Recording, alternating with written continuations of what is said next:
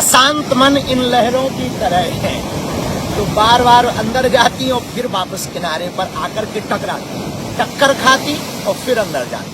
अशांत मन भी ऐसा ही होता है। जिसका मन अशांत बहुत होता ना, वो ऐसे ठोकर खाता फिर आता, फिर ठोकर खाता फिर आता। जिंदगी में एक बात याद रखना, 24 घंटा आप क्रोध में नहीं रह सकते, पर 24 घंटा आप प्रेम में जरूर रह सकते। और भगवान को प्रेम ही प्रिय है, राम ही केवल प्रेम प्यार है। तो शांत होना है तो कुछ भी मत करो, अशांत होना है करते रहो। लेकिन कई लोग ऐसा सत्य बोल देते हैं कि बड़ा कड़वा लगता है। सच बोलना ही चाहिए, हमेशा सच बोलना चाहिए, लेकिन कई बार किसी के अपने सच बोलने से किसी की मृत्यु हो जाए तो वो सच भी खतरनाक है, उसका पाप तुम्हें लगे। तुम्हारे सच बोलने से कोई आदमी निपट जाए फिर क्या होगा? तो सच बोलो भाई। उसके कई उपाय होते हैं कि भाई कुत्ता को कुत्ता मत कहो, डॉग जी कह दो। भाई किसी को कुत्ता कुत्ता कहने में बुराई लगती हो, बुरा लगता हो, तो उसको कुछ नहीं, डॉग जी कह दो। भाई कुत्ता नहीं, भाई डॉग जी है। और ऐसा होता भी है। भाई अंधे को अंधा कह दो तो बुरा मान जाता है, और सूरदास जी कह दो तो हाँ बताओ, अब सूरदास का अर्थ भी अंधा है, लेकिन तुम कहे अंधे इधर आ, बुरा लगता है। एक हमारे गांव के बगल में चौबे जी थे, उनसे कोई कहे चौबे जी तो वो कहते थे हाँ जी, और उनसे कोई कहते चौबे, वो कहते हाँ बे। तो सठे सात्यम समाचरे, वो जैसे को तैसा जवाब देते थे। तो सत्य बोलो, पर सत्य बोलने के तरीके थोड़ा ठीक रखो। सत्यम ब्रूयात प्रियम ब्रूयात, सत्य बोलो पर प्रिय बोलो। ऐसा बोलो कि काम भी हो जाए, सांप भी मर जाए और लाठी भी ना टूटे, ऐसा काम करो। तो धर्म का अर्थ पहला सत्य, सत्यवादी रहो। और सत्यवादी में एक बड़ी दिक्कत है, एकदम सच ही सच बोलोगे तो सब छोड़ के भग जाएंगे, ये भी बड़ी दिक्कत है। अब तुम सच ही सच बोलो तो तुम्हारा पहला तो घरवाली भग जाएगी। हाँ, घरवाली भग जाएगी, झंझट लपड़ा। कल हम जब भभूति बांट रहे थे तो एक आदमी हमारे पास आया, बोले गुरुजी घरवाली को बस में करने का उपाय बताओ। ये कल की बात है, अब वो आज आए हो पता नहीं है। कल की बात, यही जकार्ता की बात है, भभूति बांटते बांटते कल की बात है। शायद यहां कहीं बैठे ही होंगे, आए नीचे हैं, नीचे हैं वो आए हैं। हाँ, तो हमसे पूछ रहे थे घरवाली को बस में करने का उपाय बताओ, तो हमने भी जवाब दे दिया कि ये तो शंकर जी पे भी नहीं है। हाँ, तुम्हारी तो छोड़ो, फिर भी अब वो आज है नहीं तो हम उनको आज उपाय लिख के लाए हैं स्पेशली उनके लिए। उनको घरवाली में बस में करने का उपाय बताना होगा, तो हम जो है उपाय हम लाए हैं उनके लिए। खैर ये तो बाद में बताएंगे, खैर छोड़ो, ये बाद में बताएंगे। तो धर्म का पहला अर्थ सत्य है। और सत्य देखो, सबका अपना अपना धर्म। अग्नि का धर्म ताप है, जल का धर्म शीतलता है, सूर्य का धर्म तेज है, चंद्रमा का धर्म शीतलता, हिंसक जानवरों का धर्म हिंसा है, वैसे ही मनुष्य का धर्म मानवता है। वैसे ही मनुष्य का धर्म मानवता, सबका धर्म है। और ये इसलिए है ताकि एक दूसरे की बाउंड्री पार ना करें। सिंह का धर्म क्या है? हिंसा करके मांस खाना। लेकिन ये गाय का धर्म नहीं, गाय का धर्म घास खाना। सिंह का धर्म मांस खाना और गाय का धर्म मांस खाना। और देखो, विचार बुरा ना मानना, आजकल वर्तमान में इंसान तो बहुत है, इंसानियत खोई। हाँ, आज के जमाने में लोग वायदे के लिए या कायदे के लिए नहीं जीते, फायदे के लिए जीते। पहले के जमाने में लोग फायदे के लिए नहीं, वायदे और कायदे से रहते थे। कायदे के लिए जीते थे, वायदे के लिए। आज के जमाने में फायदे के लिए जीते हैं। बुरा ना मानना, दुनिया जितनी ऑनलाइन होती जा रही, इंसानियत उतनी ही ऑफलाइन होती जा रही। हाँ, ये हाल हो गया है। जितनी दुनिया ऑनलाइन होती जा रही, इंसानियत और मानवता उतनी। एक ही कमरे में पति पत्नी रहते हैं, 6 महीने बात नहीं होती, और बात भी होती तो व्हाट्सएप पर या टेलीग्राम। वो उसको मैसेज देते, हाउ आर यू, पानी ले आना। वो उधर से, मैं नहीं जाऊंगी, तू खुद उठा ले। और दोनों जुटे, तब तक बगल में बेटा बेटा मम्मी, वो भी ग्रुप में लिख रहा, मम्मी यदि जा रही हो तो थोड़ा सैंडविच ले आओ। हाँ, वो भी बगल में ही, बगल के कमरे में। और गजब गए, तो इतने ऑनलाइन हो गए। अब आजकल हमारे जमाने में तो ऑनलाइन वाला सिस्टम ही नहीं था हमारे। अब ऐसे हम कोई खास पुराने नहीं हुए हैं। आप हमको बिल्कुल, तुम बिल्कुल ओल्ड ही समझ लो, I am only 29 year old. हाँ, तो आप इतना पुराना भी हमको मत समझ लेना। फिर भी बता रहे कि हम जिस गांव में रहते वहां इतना ऑनलाइन फोन लाइन तो होता नहीं था। पहले तो ऑनलाइन तो रपाटा ही होता था। हमारे यहां पर तो कोई बात कहनी हो, नहीं मानो तो दे पटाख। और पिताजी तो बिना बात की, हमारा एक गांव में जब तक बाप अपने बेटे को बिना बात का मान ना ले तब तक बाप को संतुष्टि नहीं होती थी कि हम बाप। उनको संतुष्टि तब होती थी कि हम बाप हैं, जब बिना बात के मारो दे पटाख। अब पूछो क्यों मारा? जवान लड़ाता है, दे पटाख। एक बिना बात के, पर दूसरा जवान लड़ाने का। तो आजकल जितने रिश्ते ऑनलाइन हो गए हैं, इंसानियत उतनी ही ऑफलाइन हो गई। बड़ा बुरा जमाना। तो धर्म सबका मर्यादित है, सबका अपना अपना धर्म है। राजा का धर्म सेवा, साधु का धर्म सहना, नदी का धर्म बहना है। तरुवर फल नहीं खात हैं, नदी ना अचवे नीर, पर कारज के हित ते साधुन धरा शरीर। और शास्त्रों में भी ये बात लिखी, अष्टादश पुराणेषु व्यासस्य वचनम द्वयम, परोपकाराय पुण्याय पापाय परपीडनम।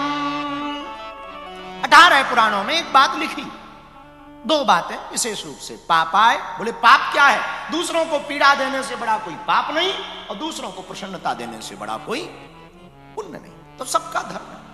अग्नि का धर्म ताप है, जल का धर्म शीतलता है, नदी का धर्म बहना है, साधु का धर्म सहना है, राजा का धर्म न्याय है, व्यापारी का धर्म ईमानदारी पूर्वक व्यापार करना है, बिजनेसमैन का भी धर्म। बुरा ना मानना, हम एक बात अक्सर अपने चेलों को बोलते हैं, आपको भी बोलते हैं।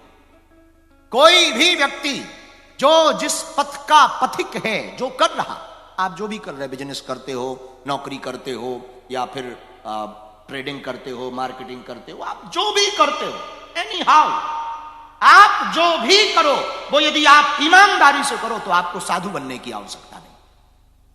ये हमारा मानना है।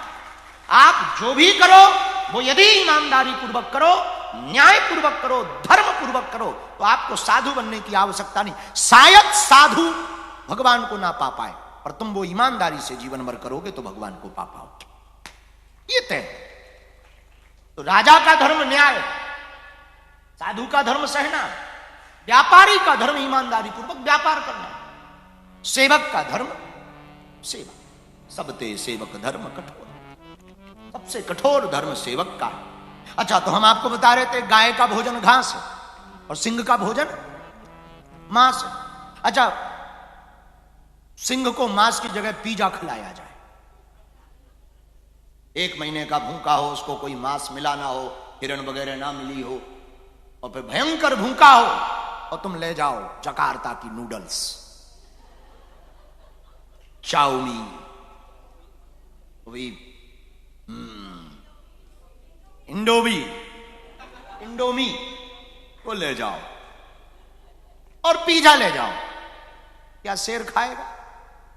हाँ, बोलो बोलो बोलो बोलो, खाएगा? गाय 2 माह से भूखी हो, शेर का भोजन ले जाओ, खाएगी? और आदमी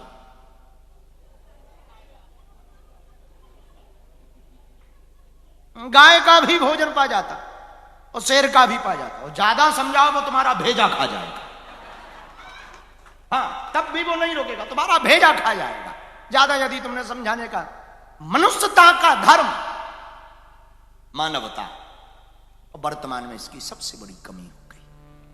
आदमी ही आदमी को खा रहा है, आदमी ही आदमी का हिंसक हो। मानवता बची नहीं, सड़कों पे लोग गिर जाते, कोई उठाने वाला नहीं। हमारे गांवों में कोई एक के घर बारात आती थी, पूरा गांव सजावट करता था। एक के घर पर कोई विपदा आपदा आ जाती थी, पूरा गांव तैयारी करके भोजन देता था। आज का जमाना बड़ा गजब हो गया। आज के जमाने में लोग सिर्फ मरे हुए लोगों को उठाते, जिंदों को नहीं उठाते, केवल मरे लोगों को उठाते। किसी को टाइम नहीं, ना पति को टाइम, ना पत्नी को, ना भाइयों को, ना मित्र को। पैसा ना बड़ा विचित्र हो गया। बुरा ना मानना, पैसा जेब में हो तो तुम बड़े आदमी हो, लेकिन पैसा दिमाग में हो तो तुम गरीब आदमी हो। हाँ, पैसा जेब में तो ठीक है, लेकिन दिमाग में मनी बहुत खतरनाक है। इसलिए हमने पुरानी कथाओं में अक्सर एक बात कही, कुंडली में शनि और दिमाग में मनी और मूर्ख से दुश्मनी, बड़ी खराब। आज के जमाने में एक सबसे बड़ी कमी आ गई है मानवता के धर्म की। यदि पूरी दुनिया की सभ्यता हमसे पूछे कि पूरे विश्व में शांति लाने का उपाय क्या है, तो सबसे पहला हमारे पास यही सॉल्यूशन होगा, मानवता को मानव से जोड़ा जाए। आज के जमाने में इंसान तो बहुत है, इंसानियत बहुत घट गई। पहले के जमाने में सांप ज्यादा काटते थे, अब सांपों ने काटना बंद कर दिया, क्योंकि आदमी ही आदमी को काट रहा है, आदमी ही आदमी को खाए जा रहा है, एक दूसरे को देख नहीं सकता, भाई भाई को नहीं देख रहे। पहले के जमाने में जब भाइयों का बंटवारा होता था तो संपत्ति का बंटवारा नहीं होता था, विपत्ति का बंटवारा होता था। भगवान राम जब अयोध्या जाने लगे तो मां कैकेयी ने कहा, राम मैंने तुम्हारे पिता से वरदान मांगा। क्या वरदान मांगा मां? पहला भरत को तिलक, और दूसरा तुम्हारा वरदान मांगा, तुम्हें वनवास मांगा। 3 बार भगवान राम ने रामचरितमानस में कैकेयी मां को जननी जननी जननी कहा, मां मां मां। कैकेयी चौंक गई, अरे तुम वरदान सुन करके भी मुझे मां कह रहे, तुम्हें पता भी है मैंने वरदान क्या मांगा? भगवान राम कहते, मां भला हुआ जो तूने वरदान मांगा, वरना अन्याय हो जाए। क्या? पहला वरदान, मेरे भाई को तूने राजा बनाने का। मैं भरत को बहुत प्यार करता, जिस दिन मेरा भाई राजगद्दी पर बैठेगा, मां जितना मुझे अपने बैठने का सुख नहीं होगा, उस दिन भरत के बैठने पर अनंत सुख की प्राप्ति होगी। और दूसरा, तूने भला किया, मुझे वनवास मांगा। कैकेयी बोली, इसमें भला क्या है? आपके वनवास जाने में भला क्या है? राम जी ने कहा, मां यहां रहता तो ना जाने क्या क्या करना पड़ता, तू बड़ी चतुर है, तू बड़ी बुद्धिमान है, तूने मुझ पर उपकार किया, भरत को अयोध्या का राज्य दे दिया जहां झंझट ज्यादा है, और मुझे वन का राजा बना दिया जहां झंझट नहीं। बचा लिया तूने मुझ पर कृपा करके। ये भाई का बंटवारा, जरा देखना भ्रातृ का प्रेम, भाई का प्रेम कितना प्रबल होता है।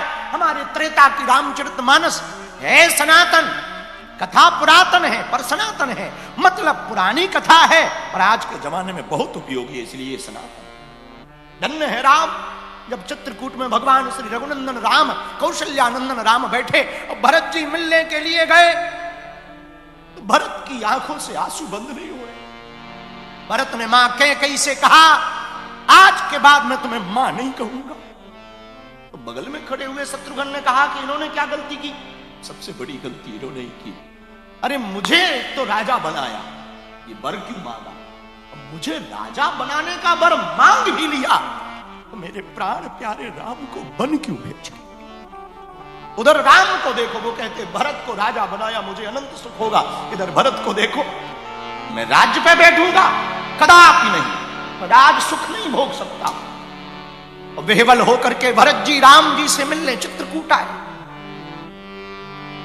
और दशा ऐसी शरीर की, आंखों से आंसू बंद नहीं होते। राम जी के पद चिन्हों पर भरत जी चल रहे, जहां जहां से राम जी गए वहां वहां से भरत जी जब चलते हैं तो पैरों को बचा बचा करके रखते हैं, उस पैर पर राम जी के चरण के चिन्ह के ऊपर हमारे पैर न पड़ जाए।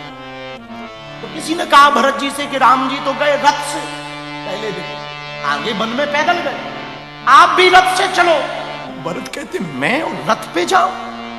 मैंने तो वो पाप किया है कि मैं सिर भल जाऊं, सिर के भल बैठ करके जाऊं, रथ पे बैठ जाऊं। तो भरत जी गए। चित्रकूट में कथा आती है कि जब भरत जी चित्रकूट पहुंचने के पहले प्रयागराज पहुंचे, और प्रयागराज में महात्माओं ने देखा कि भरत इस दशा के साथ राम जी को लेने जा रहे, तो पहले तो महात्माओं ने सोचा कि यदि ये चले गए और राम जी कहीं भरत जी की दशा देख लेंगे तो वापस ना लौटा। लेकिन जब भरत की दशा को देखा, जैसे जंगल के बीच में गाय का बछड़ा अपनी मां से बिछड़ जाता तो बछड़ा यहां वहां भागता, जैसे मेले में छोटा सा बालक अपनी मां के लिए रोता, जैसे परदेश गए हुए कई वर्ष बाद पति का खबर आकर के पत्नी अपने पति को मिलने के लिए दौड़ती, जैसे छोटे से बालक से मां मिलने के लिए दौड़ती, जैसे समुद्र को पाने के लिए नदियां दौड़ती, जैसे बिजली चमकती वो पाताल की तरफ दौड़ती, वैसी भरत राम से मिलने के लिए दौड़े चले जा रहे हैं। उस अवस्था में जब राम को मिलने के लिए भरत प्रयागराज पहुंचे तो प्रयागराज के महात्मा कहते हैं कि हमने तप किया,